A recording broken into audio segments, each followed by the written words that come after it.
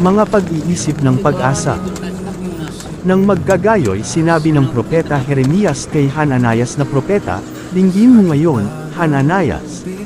Hindi ka sinugo ng Panginoon, kundi yung pinaasa ang bayang ito sa kasinungalingan, upang ganapin ang salita ng Panginoon sa pamamagitan ng bibig ni Jeremias, hanggang sa ang lupain ay nagalak sa kanyang mga sabat, sapagkat habang giba ay kanyang ipinagdidiwang ang sabat, upang ganapin ang 70 taon.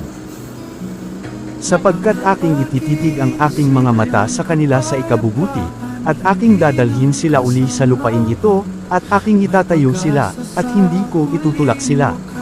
At aking itatatag sila, at hindi ko paaalisin. At aking bibigyan sila ng puso upang makilala ako, na ako ang Panginoon, at sila'y magiging aking bayan, at ako'y magiging kanilang Diyos. Sapagkat sila'y manunumbalik sa akin ng kanilang buong puso.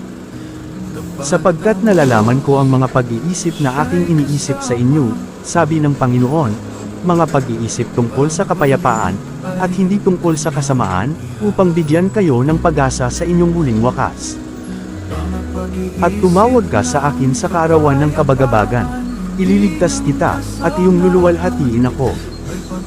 Kanyang tutuperin ang nasa nila na nangatatakot sa kanya. Kanya ring didinggin ang kanilang daing, at ililigtas sila. At ang mga matitira sa inyo ay magsisipang lupipi sa kanilang kasamaan sa mga lupain ng inyong mga kaaway. At sa mga kasamaan naman ng kanilang mga magulang ay magsisipang lupipi na kasama nila.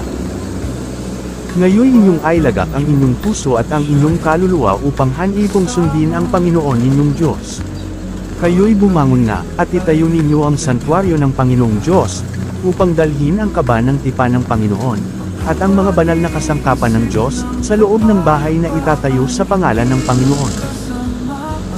At ako'y masusumpungan sa inyo, sabi ng Panginoon, at aking ibabalik uli kayo na mula sa inyong pagkabihag, at aking pipisanan kayo mula sa lahat ng bansa, at mula sa lahat ng dako na aking pinagtabuyan sa inyo, sabi ng Panginoon.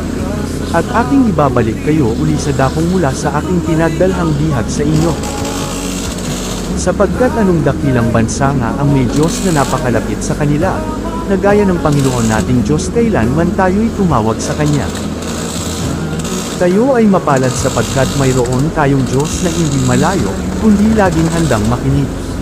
Ang tunay na kadakilaan ng isang bayan o tao ay hindi nasa yaman o kapangyarihan, kundi sa pagkakaroon ng ugnayan sa Diyos na buhay. Dapat tayong manatiling tapat at huwag kalimutan na Siya lamang ang pinagmumulan ng ating lakas at dangal.